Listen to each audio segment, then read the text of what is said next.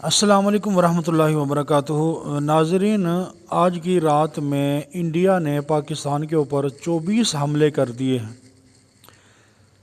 24 حملے کیے ہیں مختلف مقامات کے اوپر، اور انڈیا کا جو خاص ٹارگٹ تھا وہ مساجد اور سکول تھے، اور نہتے شہریوں کو شہید کر دیا گیا، اور 35 کے قریب لوگ زخمی بھی ہیں۔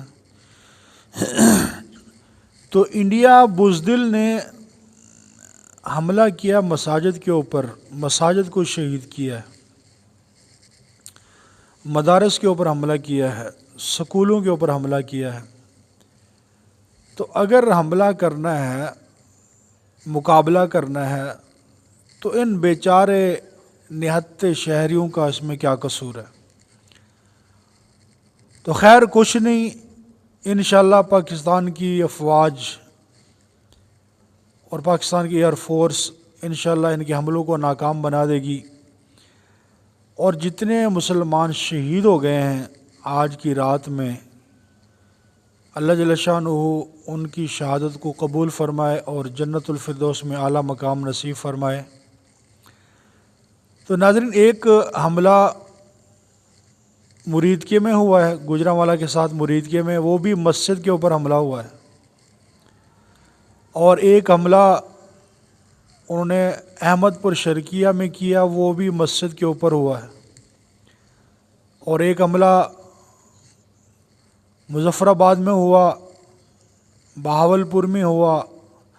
مختلف مقامات پر آج کی رات میں انڈیا نے پاکستان پر حملے کیے ہیں۔ تو یہ اس کی بزدلانہ کارروائی ہے، اور عالمی برادری نے بھی اس کی مخالفت کی ہے کہ انڈیا کا یہ اقدام درست نہیں۔ تو انشاءاللہ ہر فارم پر انڈیا کو شکست ہوگی، انشاءاللہ عالمی برادری بھی انڈیا کی مخالفت میں ہے، اور تمام لوگ پاکستان کے فیور میں ہیں، پوری دنیا پاکستان کے حق میں ہے۔ انشاءاللہ ہمیں کسی چیز کا مسئلہ نہیں، پریشانی نہیں، ٹینشن نہیں ہے۔ باقی پاکستانی عوام سے میں یہ اپیل کرتا ہوں کہ وہ اپنے جذبے بلند رکھیں۔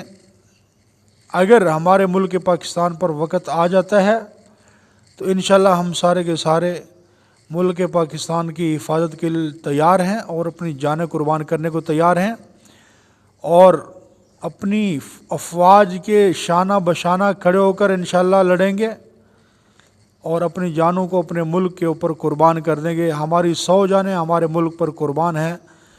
اللہ جل شانہ ہمارے ملک پاکستان کی حفاظت کرے، اور اس بدترین دشمن کو اللہ نیست و نابود فرمائے۔ تو انڈیا اگر تو حملہ کرتا ہے تو پاکستان کی فوج پہ کر، اٹیک کرنا ہے تو برابری کا حملہ کر۔ نہتے مسلمان، وہ دیہات کے رہنے والے، وہ نمازی لوگ، ان کے اوپر حملہ کرنا یہ کون سی عقل کی بات ہے؟ اللہ سمجھ عطا فرمائے۔